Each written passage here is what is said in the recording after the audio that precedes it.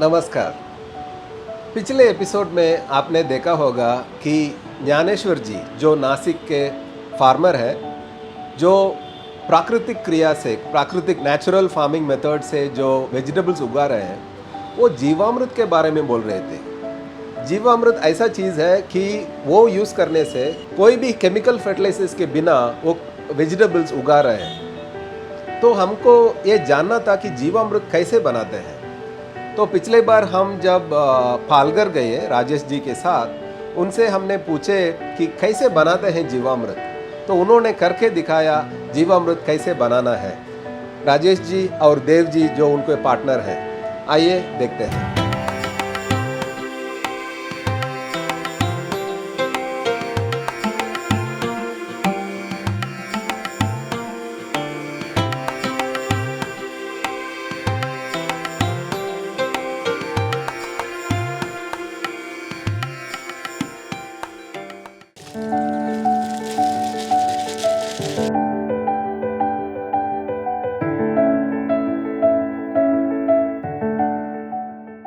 ये हमने बेसन डाला है गौमूत्र में, और ये काला गुड़ है। ये खराब हो चुका गुड़ है, जो गाय वाय को अगर आप देंगे तो वो नहीं खाएगी। अभी हम जीवामृत बना रहे हैं।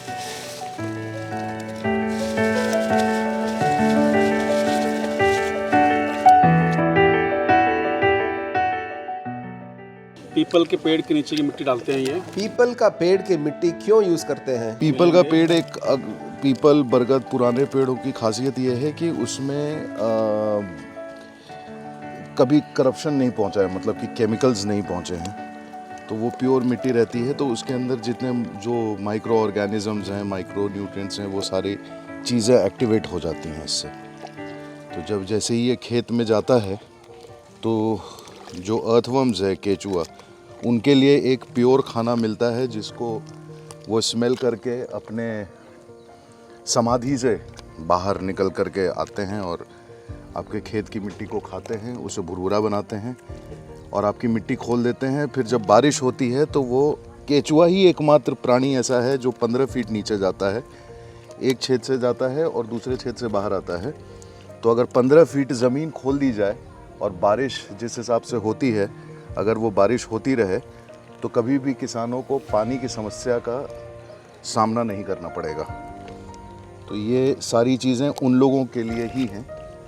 और डेफिनेटली इसमें सबसे जो सुभाष पालेकर नेचुरल फार्मिंग में हमें बताया गया है, सबसे ज़रूरी है कि अच्छा धान, मतलब मल्चिंग की भी उतनी ही आवश्यकता होती है केचुओं को एक्टिवेट करने के लिए, अर्थवर्म्स को एक्टिवेट करने के लिए।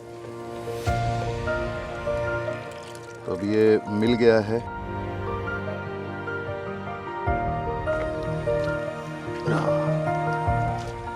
अब ये सारी चीज़ें इसमें चली जाएंगी।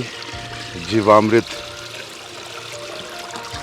200 लीटर पानी में, इसको हम लोग छाए में रख करके, पेड़ के छाए में इसको क्लॉकवाइज 1-2 मिनट हिलाते हैं। ध्यान दीजिएगा, क्लॉकवाइज यूज़ किया है मैंने, बिकॉज़ वो नीचे जो भी पोषक तत्व है वो धीरे धीरे ऊपर आता है। तो इसको सुबह शाम 2 बार हिलाया जाता है, 5 मिनट। और इसलिए इसको स्पिरिचुअल फार्मिंग भी कहा जाता है, क्योंकि इस 5 मिनट के दौरान आप किसी इष्ट को, किसी देवता को, किसी को भी किसी नाम को लेकर के आप भजन गा सकते हैं, आप कुछ भी कर सकते हैं। ताकि ऐसा बताया गया है कि, और जो सच्चाई भी है कि वाटर हैज़ मेमोरी, सो इसमें वो याददाश्त चली जाए, और जब यही चीज़ प्लांट्स को मिलता है तो वो उन पे असर करता है, और वो जो फल देते हैं और उसको आप खाते हैं तो वो आप पे अच्छा असर करता है। कितना समय में ये रेडी होता है? तो जीवामृत तैयार होने में 48 घंटे लगते हैं। 48 से 72 घंटे इसको शेड में रखा जाता है, और सुबह शाम, जैसा मैंने बताया, कि इसको क्लॉकवाइज इस तरह घुमाया जाता है, जैसे हमारे मित्र देव कर रहे हैं। और यूज़ करने के लिए हम इसे 6 से 7 दिन तक यूज़ कर सकते हैं, जब तक इसके अंदर मैक्सिमम पोटेंशियल रहता है। और सिर्फ ऐसा नहीं है कि ये प्लांट के जड़ों में ही दिया जाता है, हम लोग इसका स्प्रे भी कर सकते हैं। सिर्फ जीवामृत का भी स्प्रे अगर आप पौधों पे करते हैं या धान पे करते हैं या कहीं भी करते हैं तो कीड़े नहीं लगते। सो जीवामृत का बहुत ही मल्टीपर्पस यूज़ है एंड डेफिनेटली ये आने वाले समय में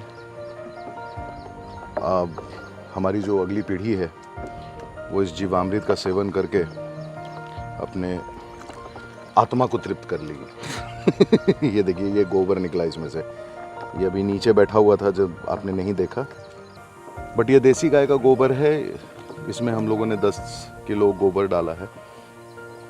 गोबर जैसा लोग कन्वेंशनल फार्मिंग में लोग गोबर जो इस्तेमाल करते हैं वो सिर्फ गोबर करते हैं, उसको एनहांस नहीं करते हैं। गोबर की शक्ति को एनहांस करना बहुत ज़रूरी होता है।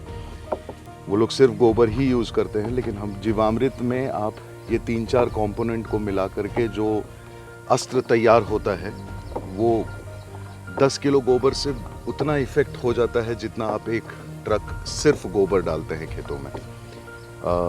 ये 200 लीटर जीवामृत जो है वो 1 एकड़ के लिए है।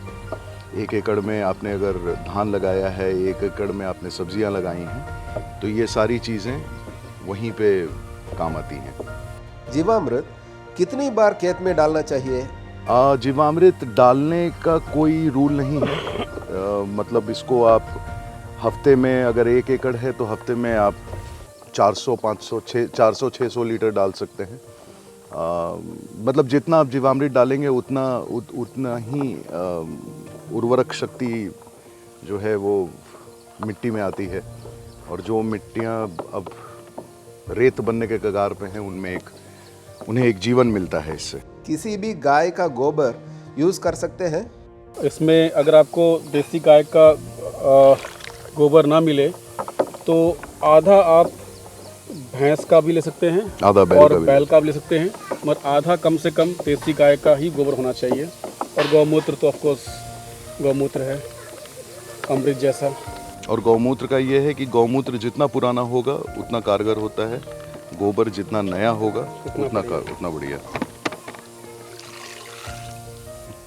किसानों में शुरुआत में ऐसा लगा था कि रेसिस्टेंस था काफ़ी। एक तो शायद इस वजह से कि मैं एक्टर हूँ और ये कंस्ट्रक्शन बिल्डिंग लाइन में हैं, तो हमारी बात को कोई सीरियसली नहीं लेता था। लेकिन इस विश्वास को जीवित करना कि हमें थोड़ी जानकारी है, हमें पता है, और अगर हम प्रयास करें तो इससे रिज़ल्ट बहुत अच्छा आएगा। आज 1.5 साल बाद, 2 साल बाद ये लोग इसका परिणाम देख रहे हैं खेतों में। केचुए इनको मिल रहे हैं, और अब ये भी मिट्टी के प्रति बहुत सेंसिटिव हो गए हैं। अदरवाइज़ फार्मर्स जब अपने बेसिक से स्ट्रगल करता रहता है तो उसे हमेशा यही लगता है कि वो पैसा कैसे कमाए और वो ज़्यादा उगाए। तो इस वजह से जो केमिकल मीन है या वो रास्ता उसको अपना लेते हैं लोग। तो इससे अब मेरे हिसाब से उनके मानसिकता में एक परिवर्तन आया है, उनकी सोच में एक परिवर्तन आया है, और डेफिनेटली फूड की क्वालिटी बहुत ही एनहांस हो गई है। मिट्टी में चेंज आया है, मिट्टी सॉफ्ट हुई है, मिट्टी की जो फर्टिलिटी है वो हर साल इम्प्रूव होती है इससे।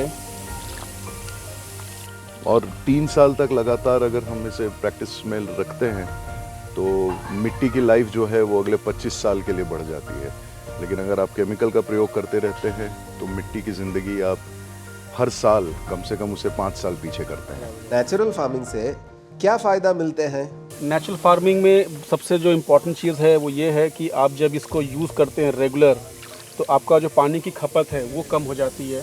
पौधों को पानी इतना नहीं लगता है जो नॉर्मल खेती में लगती है केमिकल वाले में, क्योंकि मिट्टी अपने आप में सशक्त हो जाती है और धीरे धीरे वो अपने आप इतनी ज़ोरदार हो जाती है कि इसमें ऊपर से कोई बहुत ज़्यादा कुछ डालने की ज़रूरत नहीं पड़ती है।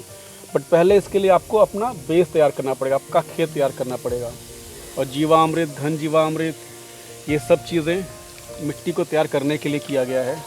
ये बोरे से इसको ढक दिया और इस छाँव में 48 आवर्स के लिए इसको रख दिया जाएगा। उसके बाद इसको यूज़ करेंगे।